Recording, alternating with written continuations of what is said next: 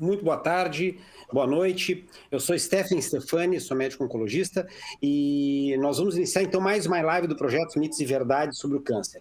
Essa é uma ação do Grupo Oncoclínicas do Rio Grande do Sul e ela busca justamente isso, trazer personalidades, especialistas e pessoas da nossa comunidade para bater um bate-papo informal. A ideia é compartilhar com vocês algumas ideias, experiências, e eventualmente poder responder algumas questões sobre saúde, principalmente, e eu estou acompanhado do meu colega que vai fazer as honras de apresentar nosso convidado. Então, por favor, Dr. Carlos Barrios. Bom, obrigado, Stephen. É um prazer tê-los todos aqui conosco, novamente para este Mitos e Verdades em relação ao câncer. E o nosso convidado de hoje não precisa de nenhuma apresentação. Tá? O Lauro Quadros é uma personalidade na sociedade gaúcha há décadas, né?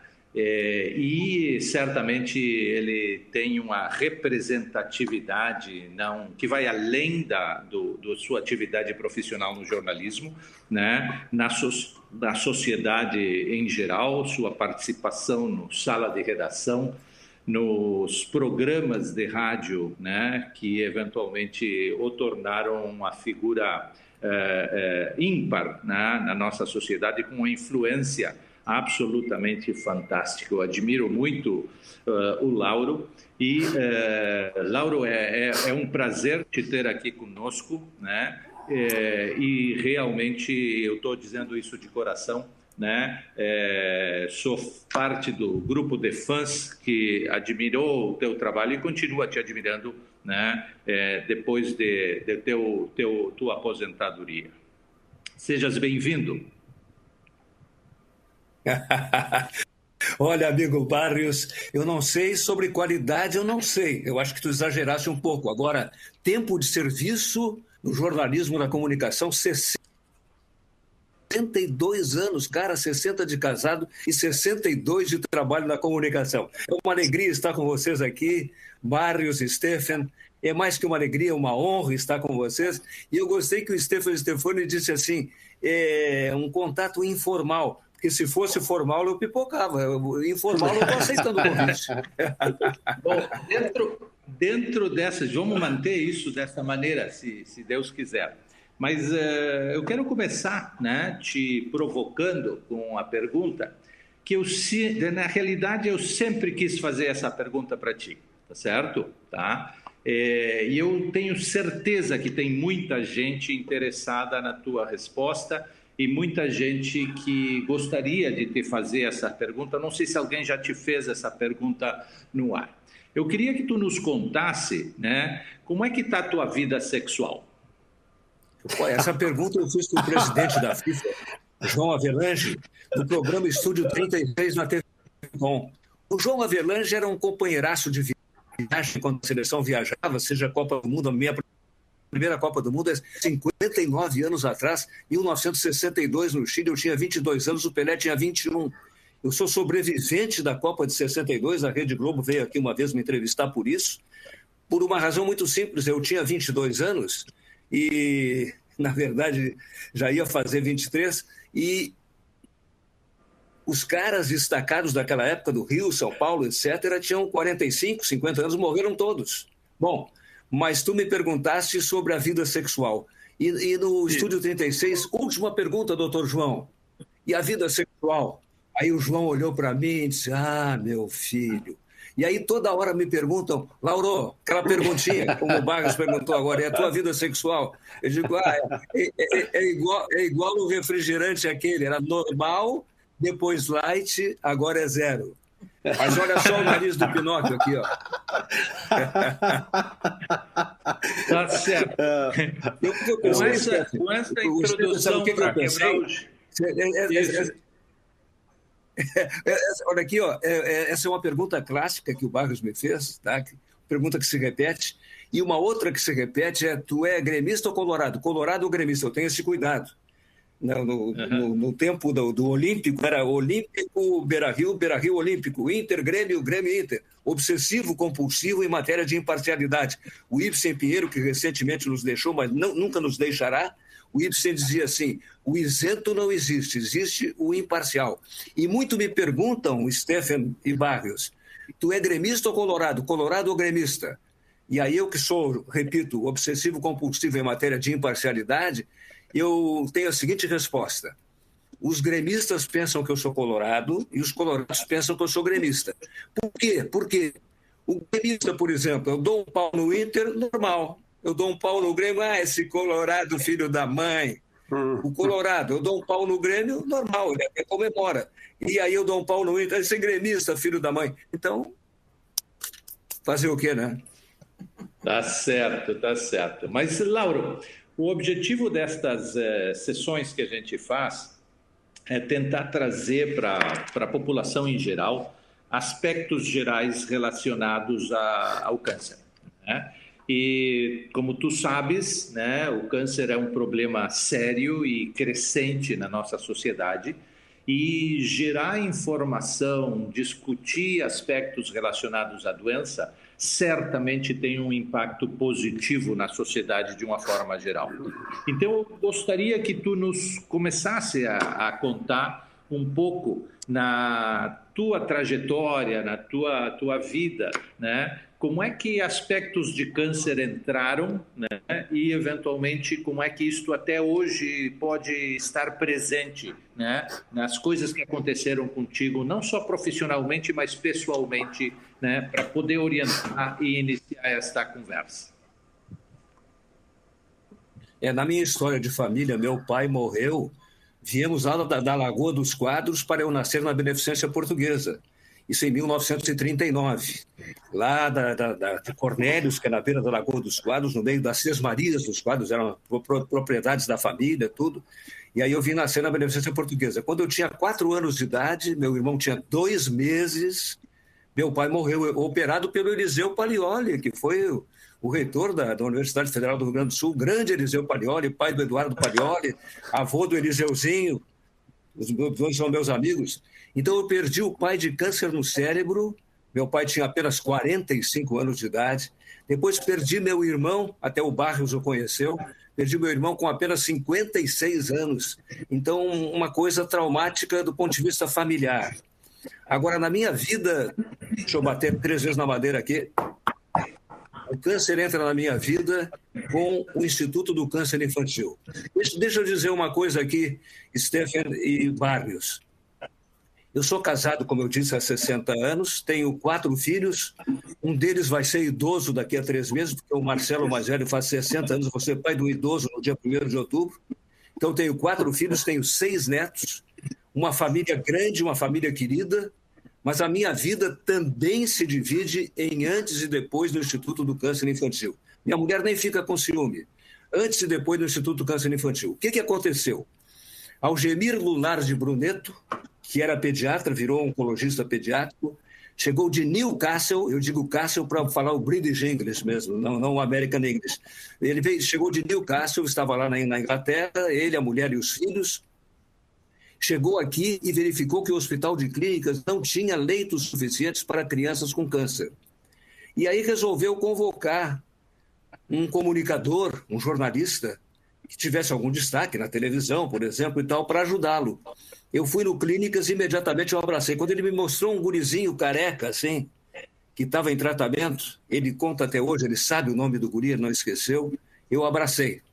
Estou um pouco comovido agora, abracei, ou bastante, abracei, e aí o que aconteceu?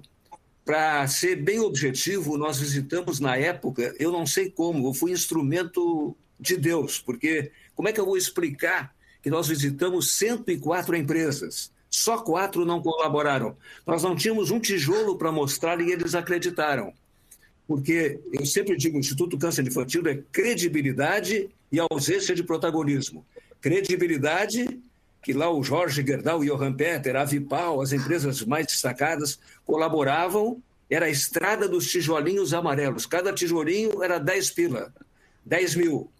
Então, a Yellow Brick Road, do Mágico de Oz. Dali nós tiramos também até o nosso mascote, está aqui, ó, vou mostrar para vocês, ó. Está aqui o nosso mascote, o Leão da Coragem.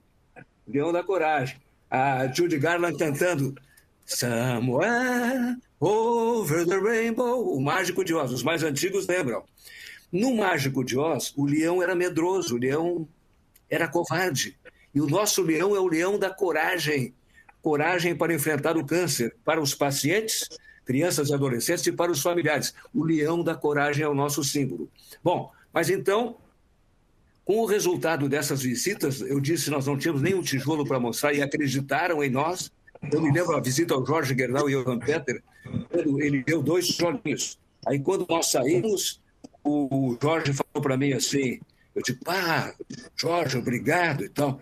Tu só não conta para ninguém que tu tivesse aqui, que dá uma fila aqui nesse negócio. E eu não esqueço também que faltavam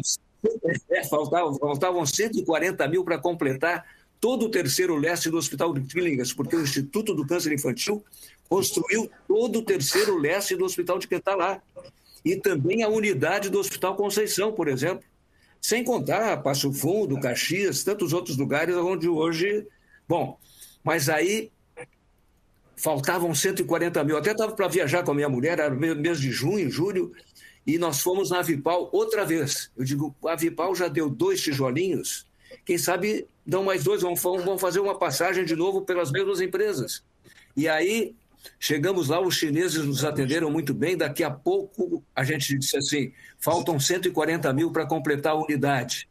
Aí um chinês olhou para o outro olhou para um, falaram em chinês meio minuto, olharam para mim e para o Bruneto e disseram o seguinte, nós não vamos dar 20, nós vamos dar os 140. E assim a coisa foi indo. Então, todo o terceiro leste do Hospital de Clínicas, aí Barrios... Stefan, aí o que aconteceu?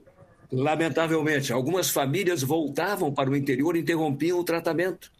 Nós arrumávamos, eventualmente, um lugar em algum hotel, alguma pensão para que eles ficassem, mas era muito difícil.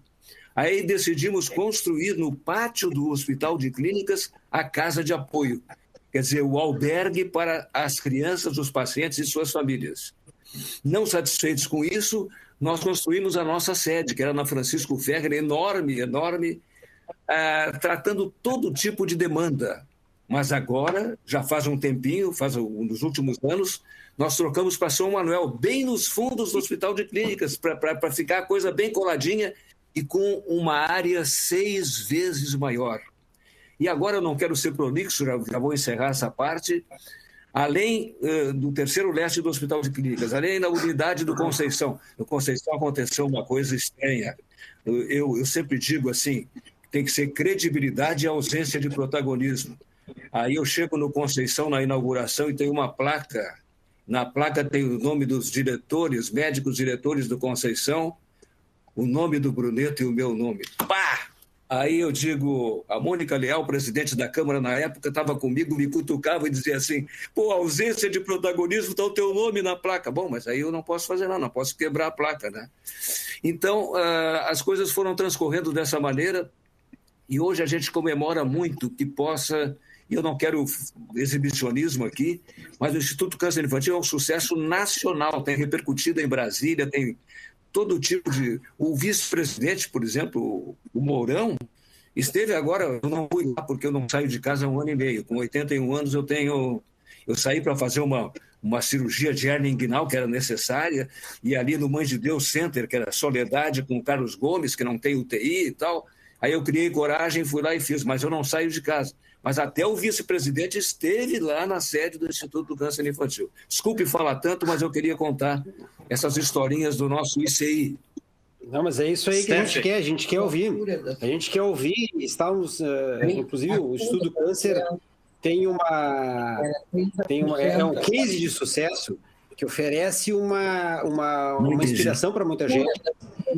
É absolutamente genial, é muito importante ouvir contar a respeito, mas estava nos contando também, Lauro, puxa, eu me lembro que várias vezes que a gente ia no teu programa, tive o privilégio de poder ir várias vezes lá que me convidava, e as pessoas brincavam mesmo, é o doutor Lauro, e conseguia... Eu me lembro que quando se ouvia lá o Polêmica, 80% das rádios daquela época, naquele momento 80% dos rádios que estavam sintonizados eram no teu programa, uma coisa impressionante, assim. E tu navegava muito bem nessas questões. Eu me considero, Stephen, eu me considero paramédico. Pois então, quando nós começamos a divulgar aqui, várias pessoas botaram assim, que bom, vão chamar o doutor Lauro, que bom, porque era uma brincadeira que as pessoas acabavam levando a sério. Mas o que tu tem feito para manter essa saúde, essa vitalidade? Tu está te referindo a mim? Eu sou endorfino dependente. Eu sou chocolatra, mas tem que ser os 70% aquele, os 70% o chocolate amargo. Eu sou franco dependente.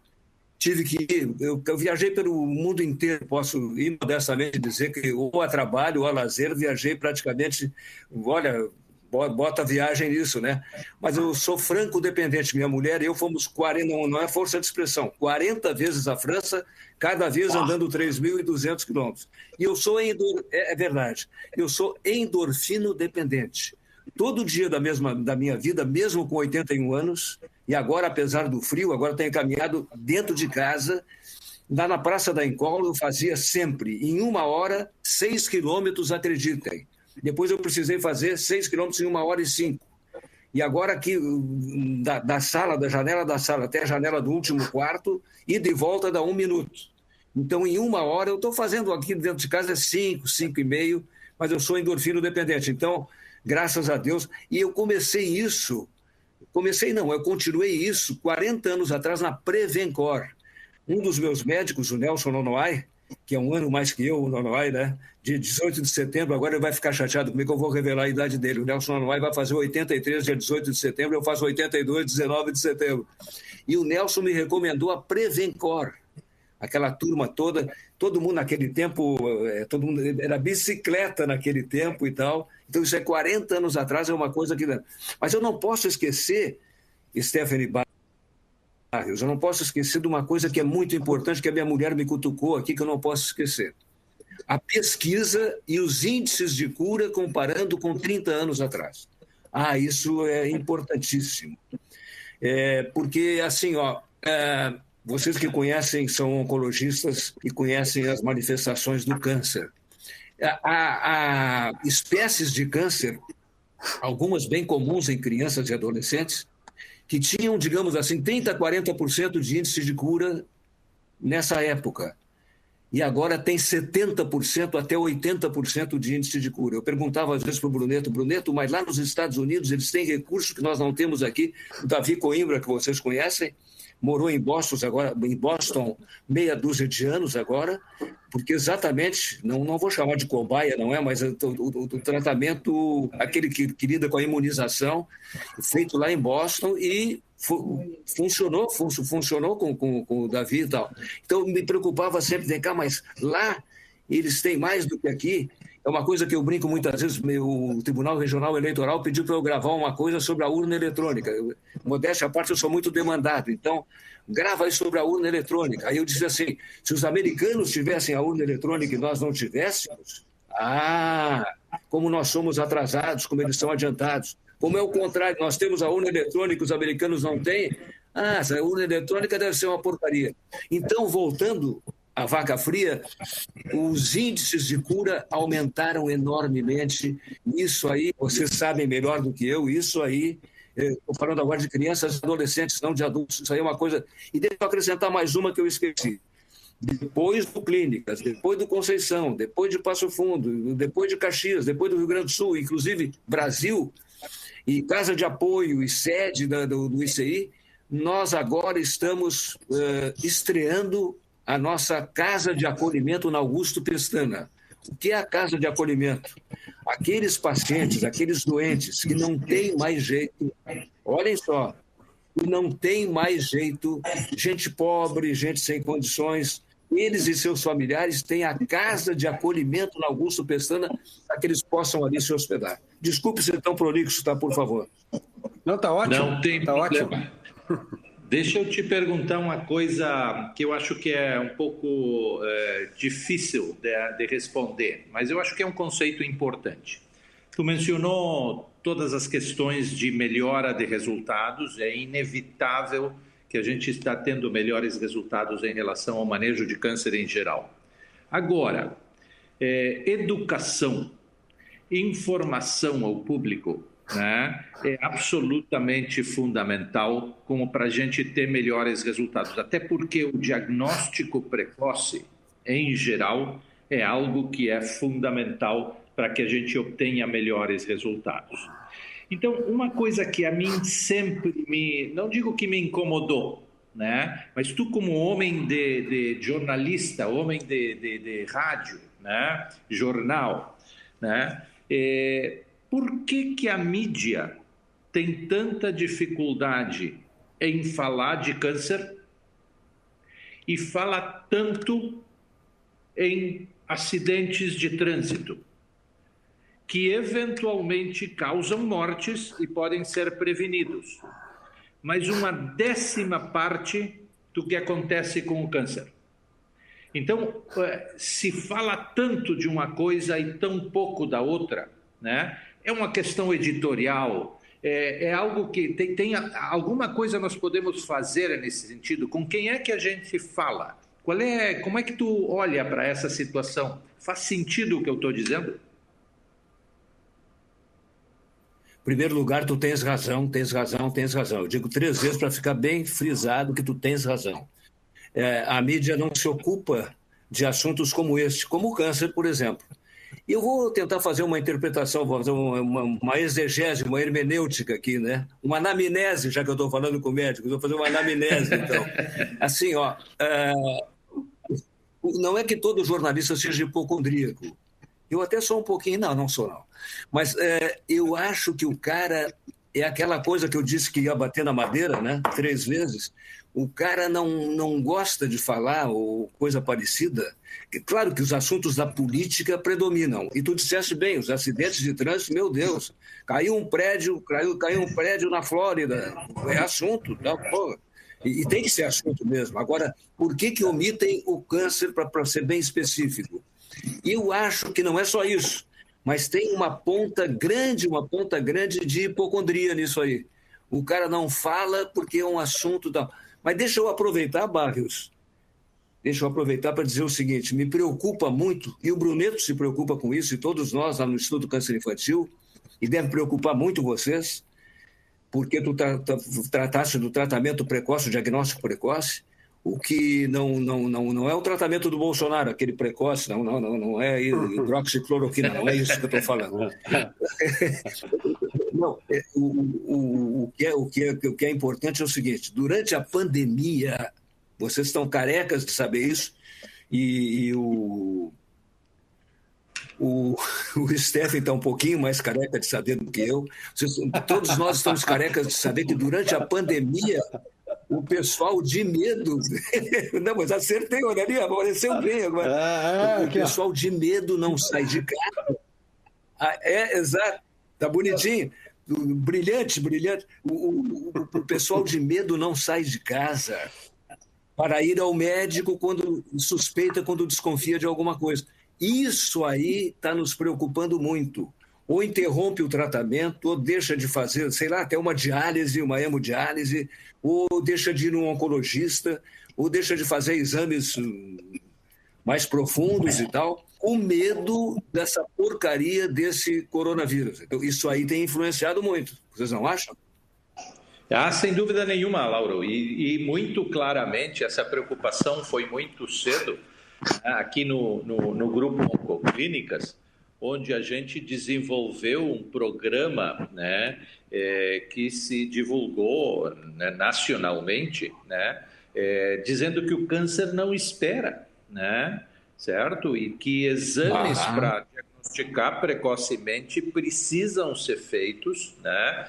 E que, na dúvida, é fundamental que cada paciente, esta é uma comunicação para a sociedade de uma forma geral, cada paciente que tem dúvida em relação a fazer ou não fazer um determinado exame, né, que converse com o seu médico, não tome essa decisão sozinho, né? E o médico vai ter condições de ajudá-lo quando as coisas são mais urgentes ou precisam ser feitas ou são mais seguras, né? Porque certamente, como tu dizes, né, o câncer, e como diz a campanha da Oncoclínicas, o câncer não espera e é preciso fazer o diagnóstico quanto antes. E te digo mais, né? A gente espera agora, à medida que a pandemia começa a ser controlada, que nós vamos ter um maior número de diagnósticos. Os diagnósticos que deixaram de ser feitos nos últimos 6, 10 meses, todos eles vão se acumular nos próximos 10 meses, né? Juntos com os que iam acontecer de qualquer jeito nesse período de tempo. Então, isso é extremamente importante que tu está dizendo, né? E é claro que a pessoa tem que, de uma forma geral, reconhecer que o câncer não espera e que este tipo de diagnóstico tem que ser feito, né, de forma o mais precoce possível. As pessoas acabam não percebendo e acabam trocando uma doença por outra. As pessoas... Vocês nem notaram uma coisa aqui, ó. Na pontinha do meu nariz, tem um cremezinho, uma pomadinha. Tá, mas calma, eu não estou com melanoma, nem não tem nada que demetasse e tal. Estou de novo com carcinoma basocelular, tá? Eu já fui operado aqui no nariz. O Pedro Binzeli me tirou um pedacinho do rosto e colocou aqui no nariz faz tempo, faz 4, 5 anos e tal. E de vez em quando a minha mulher tem que pegar uma pinça e tirar cabelinho daqui. A parte da barba veio para o nariz aqui, ó. Então, tá bom. Se foi uma cirurgia no nariz, foi uma grande cirurgia. Pois é. Não, mas olha só. Mas basocelular. E agora o próprio Pedro Binzeli disse, pô, vem cá, mas espera aí um pouquinho, nós ir lá para o Dom Vicente Gera, na Santa Casa, fazer... Não, parei um pouquinho. E a minha dermatologista pegou um creme lá e botou aqui, tá? E está funcionando, tá direitinho, então. Mas eu tenho que usar 6 horas por dia ou por noite. Então, antes do programa, eu tive que botar, porque lá meia-noite eu vou... 15 para meia-noite eu vou tirar, tem que limpar. Basocelular. Sabe que as pessoas têm... Carcinoma, meu Deus. É porque as pessoas acabam tendo medo disso. E sabe que com a história da pandemia... claro que nós temos que orientar para as pessoas não trocar uma doença por outra, porque estão comendo mais, estão fazendo menos atividade física e às vezes se deram a própria desculpa de não querer fazer seus exames de rotina. Evidente que vai se pagar um preço muito alto por isso. A doença, o câncer continua existindo e ele vai vir mais tarde. Isso é um tremendo problema. Mas, acho que parte da tua história, existe um mito aí, uma lenda, viu, Lauro? E talvez tu tenha que nos dizer se é verdade, que antigamente, mesmo com chuva, tu fazia tuas caminhadas dentro do shopping. Inclusive, até tinham te dado o estacionamento é verdade. No shopping por ser tão frequentador. Óbvio. Não é mito, é verdade. Se chovesse, eu fazia isso e tal. Fazia no Iguatemi, eventualmente no Bourbon. Depois o estacionamento do Bourbon ficou mais barato, eu passei para o Bourbon. Mas a menina do Iguatemi me deu de graça, sem estacionamento, 2 anos. Como é o nome dela? A Nailê me deu estacionamento de graça. Mas deixa eu voltar uma coisinha. Quando me perguntaram o câncer na minha vida, falei do meu pai, falei do meu irmão. Agora está aposentado, o Henrique Sarmento Barato, Baratinha, é o meu proctologista, não, está vivo ainda, o João Mills está vivo ainda e a Heloísa Miller está viva ainda. Mas o meu urologista histórico, Henrique Sarmento Barata, mandou 3 vezes eu fazer na Clinosol uma biópsia da próstata, porque ele botava o dedinho lá, tá? E aí dizia assim, depois concluiu que era prostatite mesmo e tal, mas ele, vamos fazer para a gente ficar tranquilo. A terceira vez que eu fiz, o Jurandir, que é um dos titulares lá junto com o Cláudio Honor, na Clinosol, disse para o Baratinha que não precisa... Bom, aí eu cheguei para o Barata, terceira biópsia, tudo dava certinho. Aí eu cheguei para o Barata e disse um dia assim, Barata, tu vai acabar me fazendo uma prostatectomia radical da próstata à prestação. Mas estou vivo aqui, a minha próstata tem uma prostatite, né? Levanta 3 vezes para fazer xixi de noite, essas coisas, né? Mas tu está muito bem, Lauro, para 81 anos, como tu mencionou, beirando os 82, é totalmente fisiológico ter um basocelular, é fisiológico, eventualmente, levantar à noite para ir no banheiro. Isso não é doença, isso é do jogo. Esse é o preço da longevidade. Sim. Esse é o preço da longevidade. Quando eu fico muito atucanado, que eu perco o sono, isso está acontecendo, eu tenho medo de tomar o Rivotril. O Rivotril faz bem para mim. Mas eu tenho medo, primeiro, eu tenho medo dos efeitos colaterais. Eu sou aquele cara que lê a bula. Um dia o Gustavo Carvalhal, filho do Alcides Carvalhal, um dos filhos do Alcides Carvalhal, que é muito respeitado até em São Paulo, Gustavo Carvalhal, me disse o seguinte: esse negócio de ler a bula, se tu lê a bula da aspirina, tu não toma aspirina. Então o Rivotril faz um bem para mim, eu durmo bem, fico calmo. Mas aí eu tenho medo dos efeitos colaterais. Ali fala cirrose hepática, o cara que é idoso, não sei o que. Aí eu fico com medo. E também da dependência. Aí o Nonoai me disse assim: Nonoai, e a dependência? Aí o Nonoai disse assim: mas vem cá, com 82, tu tá quase com 82, tu tem medo da dependência? Aí eu... Mas eu acho que eu vou tomar o Rivotril para poder dormir bem. Até um floral de Bach eu andei tomando para ficar calmo e dormir bem, mas não adiantou. Eu quero fazer uma declaração aqui, um esclarecimento para toda a população de pessoas que está nos ouvindo, que todas essas recomendações de Rivotril, de pomadinha, de biópsia de próstata, de floral de Bach, é tudo, não é recomendação médica, não vão necessariamente a fazer esse tipo de coisa, tá certo? O doutor Lauro, né, ele compartilha as experiências dele, mas não é recomendação médica, tá certo? Não. Cada um tem que falar com o seu médico. É isso aí. Fala, Esther. Não, tá ótimo, é isso aí. A gente, se deixar, o Lauro vai contar muito sobre esse... Mas eu gostaria também de saber da aposentadoria, Lauro, se as pessoas ficaram, de novo, ainda viúvas daquele tempo que te ouviam no rádio, estavam muito acostumados. Como é que tu te preparou e o que tu tem feito na tua aposentadoria? Evidente que esse último ano foi atípico, mas o que tu planejava para esse período da rádio? Às vezes me perguntam se eu estou arrependido de ter parado de trabalhar. Eu fui me aposentando aos poucos. Eu comecei, como eu disse para vocês, na Copa de 62, Brasil bicampeão, e me despedi das jornadas esportivas da Copa de 94, lá em Pasadena, no Rose Bowl Stadium, Brasil tetracampeão. Tafarel no gol, aquela coisa toda e tal. Então, eu aí abandonei a jornada esportiva. O Nelson Sirotsky, toda a família da RBS, não vai parar com a jornada. Eu consegui parar com a jornada.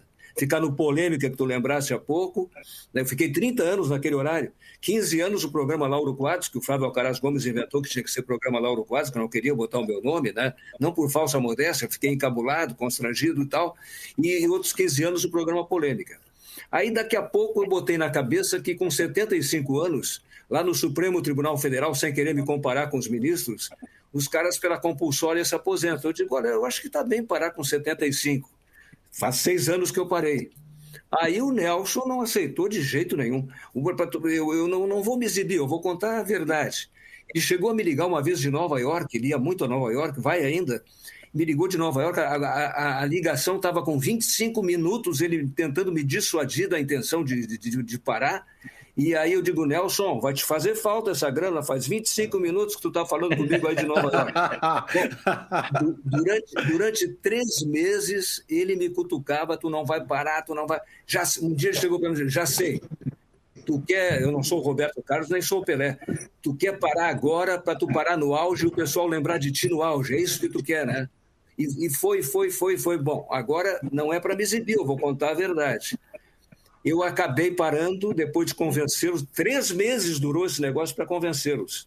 E aí eu vou dizer a verdade. E isso aí é um elogio à própria RBS. Não é um auto-elogio, é um elogio à RBS. Eu fui chamado pelo Duda Melzer, que era o presidente na época, e disse o seguinte: é um contrato chamado No Compete. Tu vais ganhar salário durante 2 anos sem trabalhar, só para não ir para uma concorrente. E aí eles me davam, no mês de novembro, parei no mês de novembro, eles me davam uma grana que tu, dividindo por 24 meses, dá 25 mil por mês nesses 2 anos. Isso aí já terminou há 4 anos agora. Agora eu posso trabalhar em qualquer lugar, mas não vou trabalhar. Então, não sei se não vou. Não sei. Um dia, há muito tempo, eu estava... A primeira entrevista que eu estava dando para a Rádio Grenal, porque eu falo na Grenal, falo na Band, falo na Gaúcha, claro, também, né? Aí a primeira entrevista que eu dei para a Rádio Grenal, a Marjana Vargas chegou e disse assim: olha, o Gadré quer falar contigo. Também não estou me exibindo. E eu digo, não, deixa para lá e tal. Então, durante 2 anos me pagaram e como o salário de jornalista não é grande coisa, 25 mil é uma quantia significativa, sem trabalhar, só para não ir para concorrente. Muito bem. Lauro, deixa eu te perguntar uma outra coisa que eu acho que como comunicador, tá? Não quero perder de foco o fato de que a gente tem que tentar comunicar para as pessoas algo que vai ser útil para elas, né? Então, concentrado nessas questões de mitos e verdades em relação ao câncer, tu é um comunicador particular no sentido de que tu tem um apetite por conhecimento médico e tu acumula um conhecimento e uma experiência médica que tu transmite, né, naturalmente. E isso ajuda as pessoas, né? Se tu tivesse, neste momento, do ponto de vista de comunicador, né, que transmitir para a população em geral a tua perspectiva em relação ao câncer, e aí eu não estou falando necessariamente do Instituto de Câncer Infantil, mas o teu conhecimento geral da doença para a população, né? Eu acho que tu deve saber que o câncer é a primeira causa de morte em Porto Alegre, né? Sim. Superou em 2018 a doença cardiovascular, né?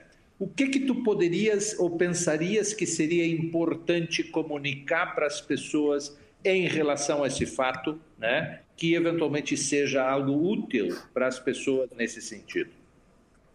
A gente pode citar 2 exemplos, sem fazer uma qualificação de gênero, mas as mulheres, por exemplo, né, não deixarem de fazer aqueles exames obrigatórios, o mama, câncer de mama, que é uma coisa que realmente está muito presente, é muito frequente.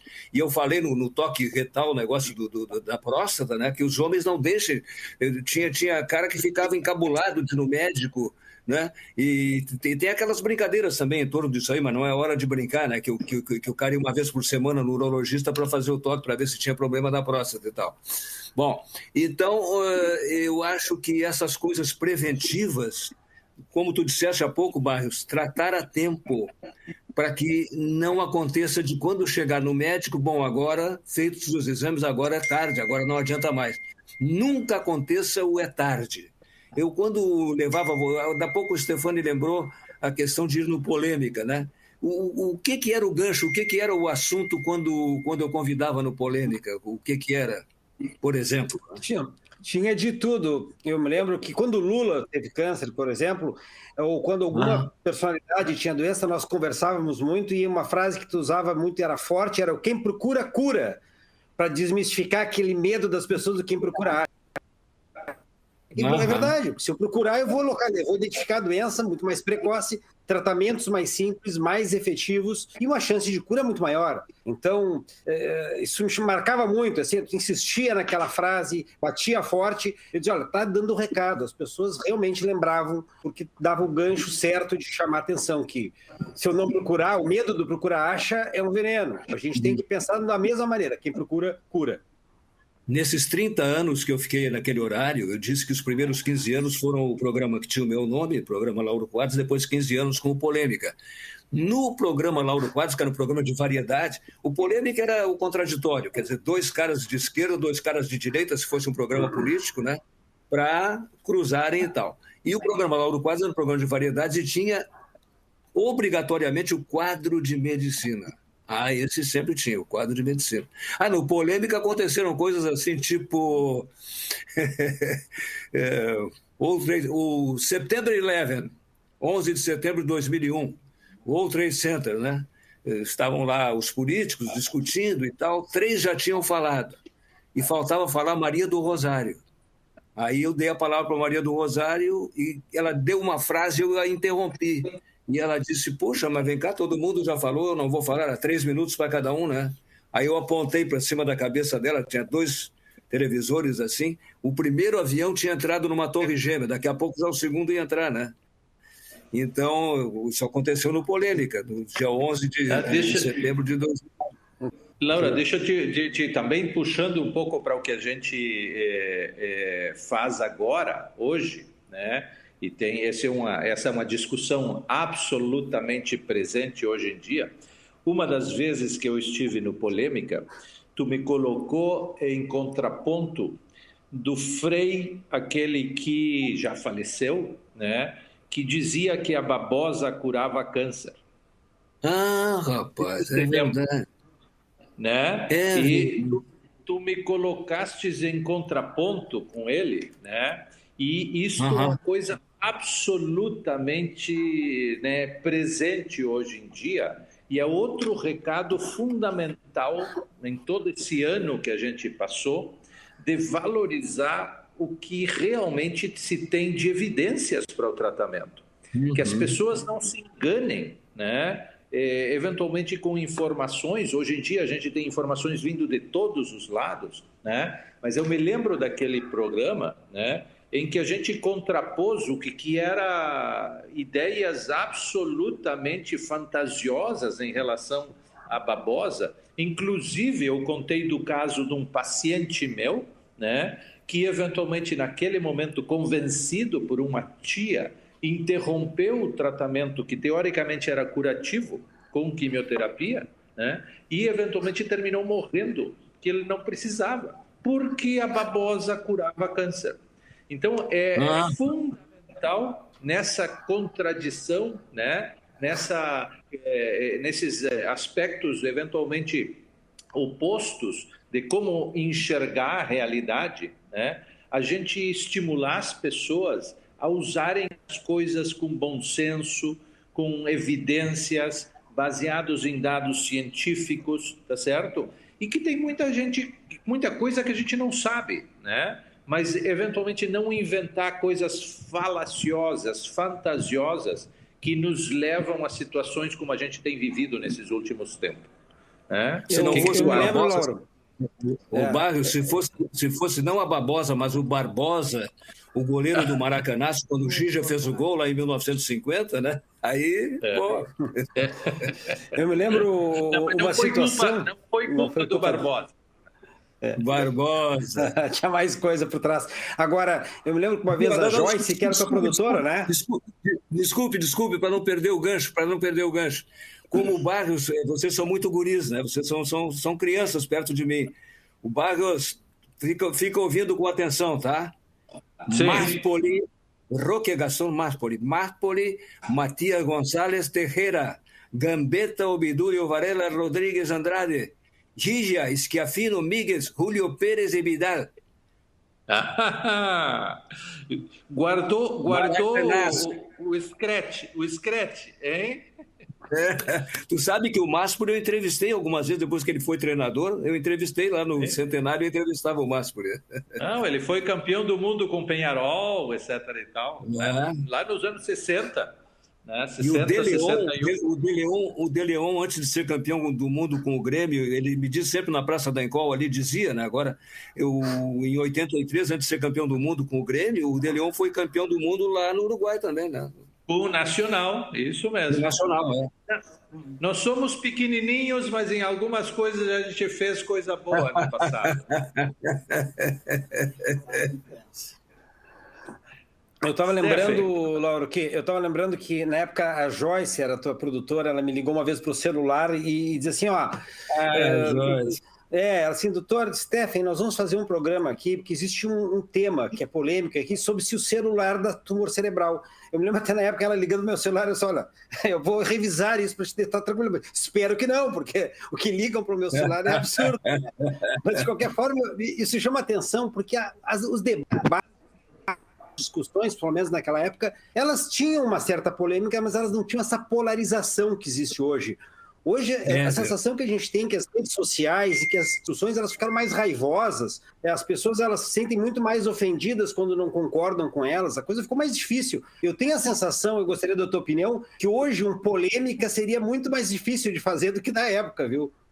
É verdade, precisaria do Laurinho ali, né? Mas... É isso aí.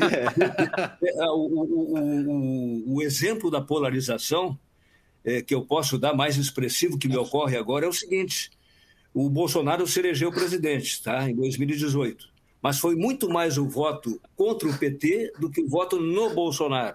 E agora, se o Bolsonaro perder, como até tem uma tendência nas pesquisas aí no ano que vem, será muito mais um voto contra o Bolsonaro do que, sei lá, no Lula, ou sei lá quem, né? Então é a polarização.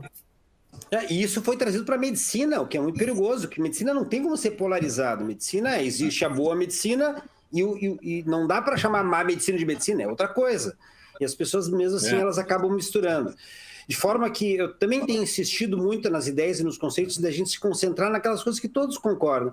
Usa máscara, tem que se vacinar. Pacientes com câncer, sim, tem que se vacinar. Eu já vi pacientes no consultório dizer, doutor, eu tenho diabetes, será que eu me vacino? Isso não é principalmente porque tem diabetes que tem que se vacinar, claro. Hipertenso. Comorbidade.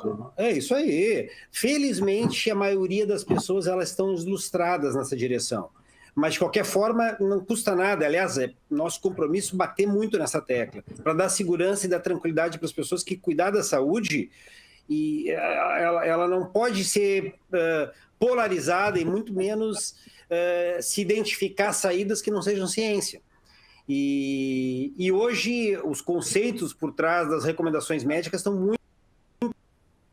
muito consolidados, e não só individualmente, mas para a coletividade elas salvam vidas, e não podemos abrir mão desse caminho. Salvar vida é uma coisa, não é fácil, dá muito trabalho salvar uma vida, a gente não pode negligenciar essa coisa. Muito bem, temos aí mais alguns minutos e a gente tem recebido algumas perguntas aqui do pessoal. Olha que bacana, o Leonardo Miller da Globo Repórter, da RBS. Lauro Quadros, por anos você apresentou o programa Polêmica na Rádio Gaúcha, uma audiência gigantesca. O nome, por si só, diz o que era o programa.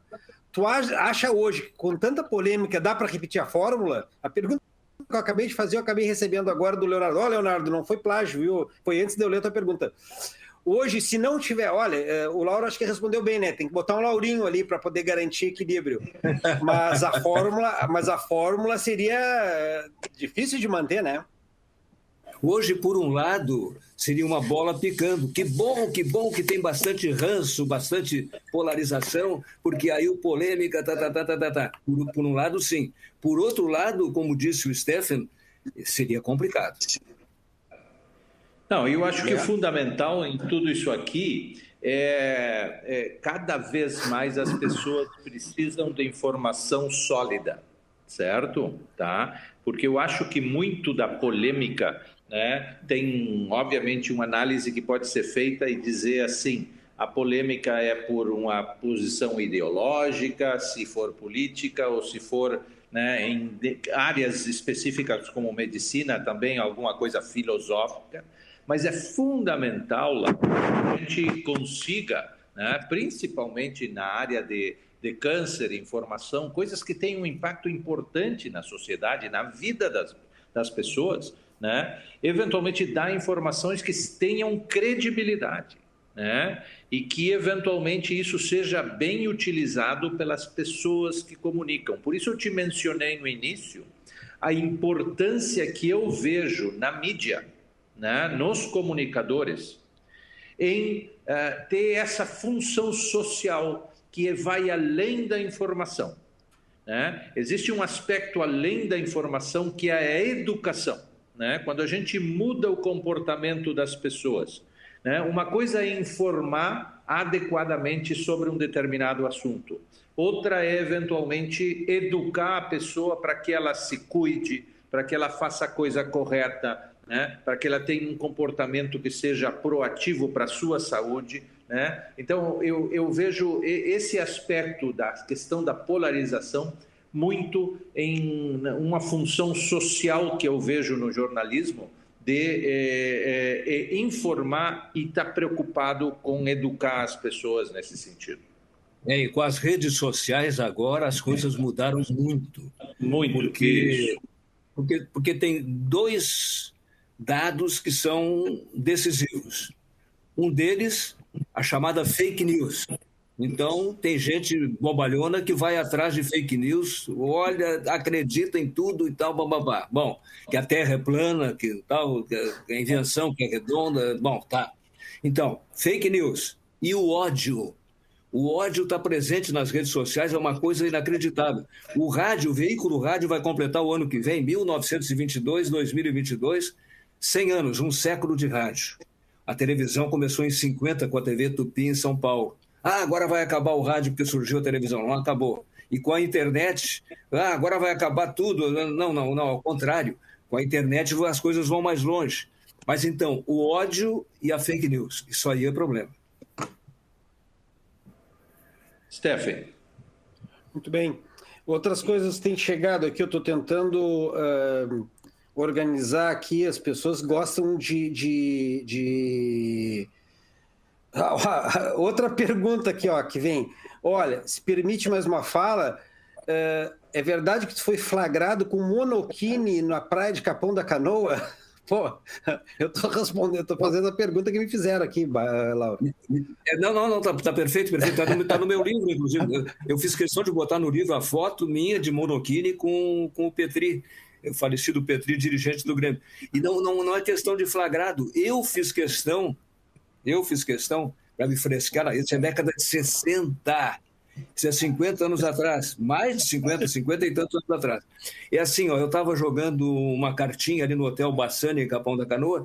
Durante 8 anos eu fiz um programa de Torres a Quintão com uma Rural Luíris, uma corrente e uma pá atrás para desatolar os caras, na beira do mar, no batente da onda, com uma Rural Luíris, recolhendo em todas as praias, praionas e prainhas, as mensagens dos ouvintes, porque não tinha telefone, não tinha estrada, então tinha que fazer esse trabalho, esse serviço. Lá pelas tantas eu estou no Hotel Bassani, não tinha casa ainda, não tinha apartamento lá na praia, e daqui a pouco o Max, não vou esquecer o nome dele, ele trabalhava na loja... Hein? A Taft. Aí o Max chegou para mim e disse assim, eu tenho um negócio lá que eu não consigo vender, é o tal de monokini. Eu digo, que cor? Tem verde e tem abóbora, tem abóbora e tal. Reserva uma abóbora para mim que eu vou botar amanhã, para ver o que acontece. Aí vesti o monokini, fui para a praia, bem fresco, Bom, aí botei a minha mulher e a Clair, que é a viúva do César Bassani, para ver qual seria a repercussão. Saí caminhando pela praia de monokini, uma vez o Fernando Gabeira fez isso lá em Copacabana, aí saí e eu já tinha 3 filhos naquela época, minha mulher com 21 anos tinha 3 filhos. E aí eu estou caminhando assim, e as pessoas diziam no guarda-sol, não tinha barraca, era guarda-sol, dizia assim, mas que barbaridade, pai de 3 filhos com esse negócio, que pouca vergonha, monokini, era o monokini, eu botei no livro, não tenho vergonha. Não, isso aí... a ideia é essa, viu? O pessoal está querendo que tu faça uma renovação do livro, já faça uma edição atualizada, contando muita história que teve de lá para cá. Muito modestíssima parte, foi o mais vendido na Feira do Livro naquela época, isso faz 3, 4 anos mais ou menos. Sim. E chegou a figurar na revista Veja entre os 20 mais vendidos. Agora estou me fresquendo aqui, me exibindo, mas bom. Não, mas é isso aí mesmo, isso aí é mérito. Bom, para finalizar, Lauro, eu estou vendo que tu tem um assistente aí, né? E sem essa assistente, eu acho que muita coisa na tua vida não teria acontecido, né? Eu quero saber se ela é, como se diz em inglês, camera shy, ou se ela gostaria de simplesmente dar um alô aqui para todos os participantes, né? Ela está me dizendo que está me dizendo que ela é bonita, não é porque ela é feia, ela é bonita, mas está encabulada, está dizendo que não. Tá certo, olha, Laura, eu vou fazer uma descrição aqui, olha. As meninas fizeram um ensaio para ajustar a câmera, ajustar áudio, e aí elas disseram, doutor Stephen, nós fizemos com a esposa do Lauro Quadros. A gente não quer mais ele, a gente quer fazer com ela agora, porque ela foi ótima. Queriam te dizer, porque ela saiu ótima, ela saiu muito bem, adoraram. O Stephen, eu chamo a minha mulher de Google, sabe por quê? Eu não tenho celular, o Moacir Scliar, querido colega de vocês, Moacir Scliar, não tinha celular, Rui Carlos Osterman não tem celular, e Luiz Fernando Veríssimo não tem celular. Nossas mulheres, sim. Até faleceu, a Nilce do Rui faleceu agora, mas a Lúcia, a mulher do Luiz Fernando, tem celular. Então, elas é que fazem tudo, computador, essas coisas todas, ela é que faz, a Maria Helena é que faz. E eu não faço, eu não sei nada desse troço. Eu só sei ficar aqui falando, até encher o saco de vocês. Não, e fala, sabe muito. Bom, assim, Stephen, lamentavelmente nós estamos chegando, né, de forma rápida, esta hora passou né, como esperado, muito rapidamente. Né? Tem um monte de questões ainda que o pessoal está fazendo. E eu queria agradecer o Lauro, né, esposa, né, por a disponibilidade de tempo, tá, por compartilhar estes conhecimentos, a experiência, né, e oportunizar a gente ter esse espaço para discutir estas coisas relativas ao câncer, né, que eu acredito que ao longo do tempo vão ter um benefício importante, né, para toda a nossa sociedade. E tu continua, apesar de aposentado, Laura, tendo impacto em todos nós, tendo impacto em toda a sociedade gaúcha, né? E por isso todos nós somos muito gratos de coração, né? E que tu continue endorfino dependente e continue, né, com essa saúde, vendendo saúde, né, vendendo bom humor, que é outra coisa que eu acho que é absolutamente fundamental, né, para a longevidade. Né? E Olha, eu quero te deixar a oportunidade de dizer as últimas palavras para te despedir da audiência que a gente tem neste momento.